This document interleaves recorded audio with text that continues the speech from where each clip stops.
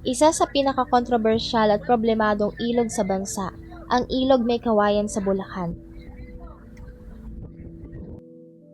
Sa kabila ng mga taon ng panawagan, nananatili itong isa sa pinakamaruruming ilog sa Pilipinas.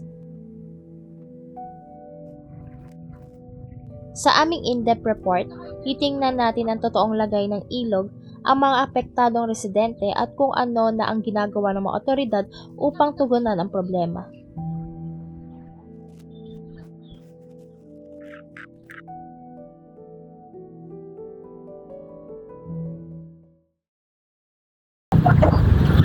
Nandito tayo ngayon sa Barangay Saluйsoy kung saan dumadaloy ang bahagi ng May Kawayan River. Dito makikita ang ilan na basura, madilim na tubig at matapang na amoy na matagal nang inirereklamo ng mga residente. Ayon sa kanila, hindi na ito ang ilog na dati nilang kinagisnan. Ang ilog na ito ay bahagi ng May Kawayan, Marilao o Banda River System na minsan nang napabilang sa listahan ng pinakakontaminadong ilog sa buong mundo. Kadalasang itinuturong sanhi ng polusyon ang tambak na domestic waste, chemical discharge mula sa ilang pabrika at kakulangan sa waste management. Ayon sa datos ng Our World in Data, nasa ikalima ang ilog May Kawayan na kung saan 1.23% ang naging kontribusyon sa plastic sa ilog at hindi pa kasama ang mga chemical galing sa pabrika. Aming inikot ang lugar at nakilala namin ng mga residente na si Chito Nepomuceno at Bastet Apanat, tubong May Kawayan at matagal na nakatira malapit sa ilog na kung saan nararanasan ang epekto nito.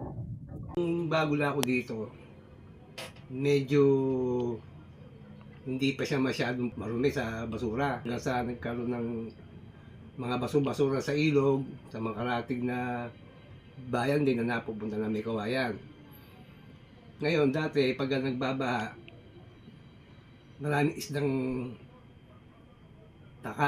naglipa na dahil malinis yung tubig na pumapasok. Pagdaan ng panahon, dahil may mga pabrika nga dyan, palengke, tsaka yung mga basura sa karatig bayan, naaan sa May Kawayan. Natural lang na kasi ilog yan na medyo malaki. Yung ilog para sa amin sa loob ng 10 years nung una kasing pagdating namin dito, ang dinat na namin na ilog is madumi. Maraming basura, maraming water hyacinth, tas wala pa yung flood control na yan before. So sa loob ng 10 years ang naobserbahan namin, medyo luminis yung ilog, wala yung mga basura. Nagkaroon din ng mga flood control, nabawasan din yung mga pagbaha na konti. Marami eh.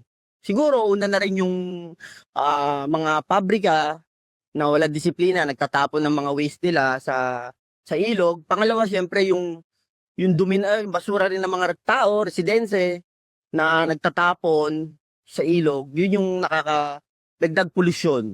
Pero natatandaan ko noon, way back 5 years ago, may nabalita na rin na pabrika ng mga balatan. Marami kasing pabrika ng balatan dyan. Yung iba kasi walang disiplina. Yung mga waste nila sa ilog tinatapon. Yun yung nabalita na pinasara na rin yung mga pabrika na yon. O siguro yung dumi niyan galing din sa mataas na parte ng ng ilog, ng river system. Hindi lang naman siguro dito nanggagaling sa May Kawayan. Siguro yung mga pwedeng dun sa mas upper na lugar ng ilog kung saan nagagaling. Pababa dito yung dumi, kaya gano'n.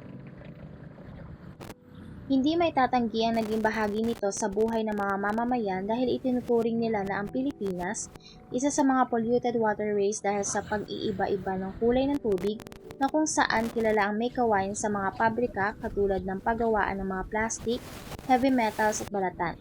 Kaya't aming pinuntahan ang mga pabrika sa Barangay Kaingin, ngunit hindi sila nagpaunlak na makapanayan. Nagtungo naman kami sa City Hall ng May Kawayan at pumayag silang makapanayam namin.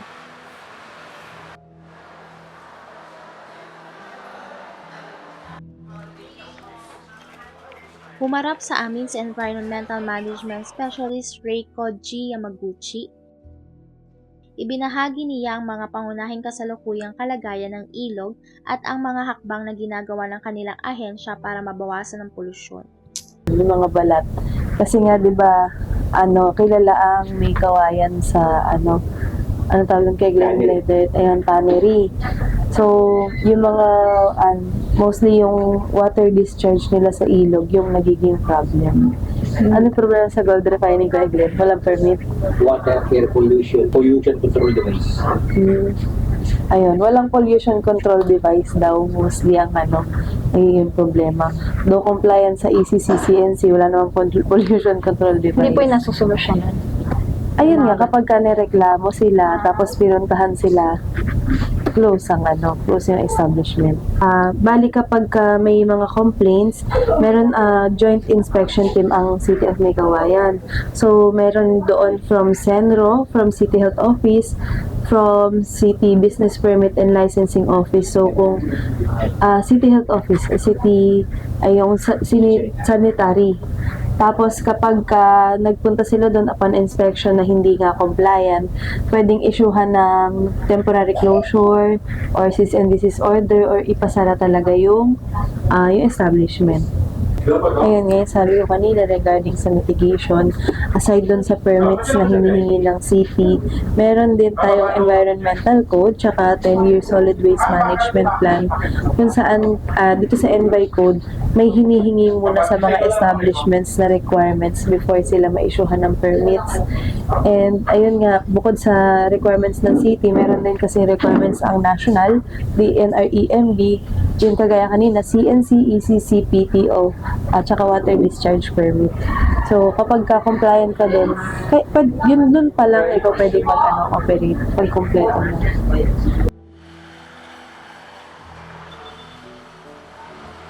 Sa kabila ng mga hakbang na ito, patuloy pa rin ang ilang bahagi ng Pampang ang patuloy na sinsira ng chemical, ngunit tanong ng marami, kailan muling mabubuhay ang ilog na minsang pinagkukunan ng hanapbuhay at alaala?